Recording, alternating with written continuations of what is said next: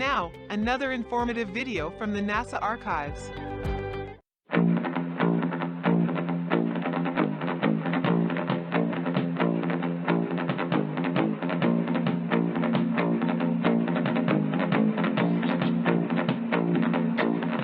Countdown and liftoff went smoothly for America's first space station. From Kennedy Space Center, a Saturn V rocket lifted Skylab through a bank of clouds and into perfect orbit high above the Earth on the afternoon of May 14, 1973. But signals from the spacecraft almost immediately began to unfold a grim story to flight controllers and engineering support teams on the ground. The extent of the emergency was pieced together by support team personnel, including George Hardy, manager of Skylab Program Engineering and Integration. Very soon after launch, it was obvious that we had lost part or all of the shield around the orbital workshop. This exposed the gold foil surface directly to the sun rays. Whereas we had deployed the ATM solar rays, there was no evidence that we had properly deployed the orbital workshop solar rays, and in fact we later learned that one of those solar rays had been lost during the boost phase. The other array was partially deployed but not completely deployed.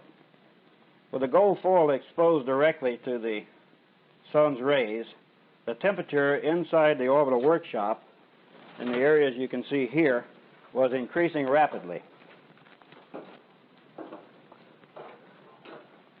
Soon after we'd achieved orbit, it was obvious that the temperatures inside the orbital workshop were going well above design limits. In fact, the air temperature was approaching 130 degrees Fahrenheit. We were concerned about the condition of film, food, and other equipment. We were also concerned about the plastic material, insulation material that's behind the inner liner of the orbital workshop. At high temperatures, there was danger of this material giving off possible toxic gases and making the workshop uninhabitable.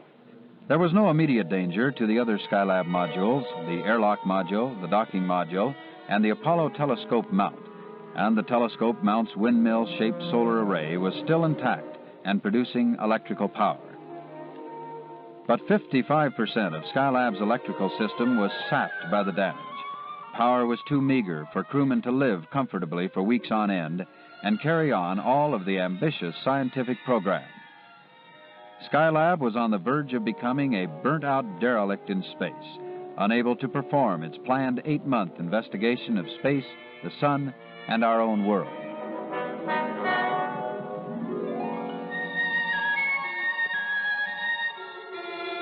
The full extent of Skylab's problems became known to support teams by late afternoon on May 14th, and it was clear that the first cruise, scheduled May 15th launch, must be canceled until major repair actions could be attempted. Response on the ground was prompt.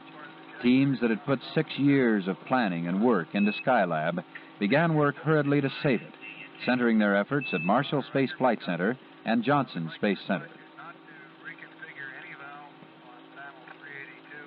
Marshall had provided the workshop and the docking and airlock modules, the telescope mount and launch vehicles. Johnson provided the Apollo command module. Other Space Center and industry personnel joined those already at Huntsville: design, manufacturing, and simulation specialists, procedures and stowage personnel from the Johnson Center at Houston, sail-making seamstresses from New Jersey and their stitching machines,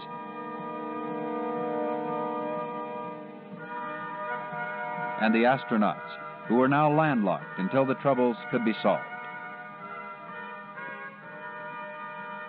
A command module simulator was flown in from Houston.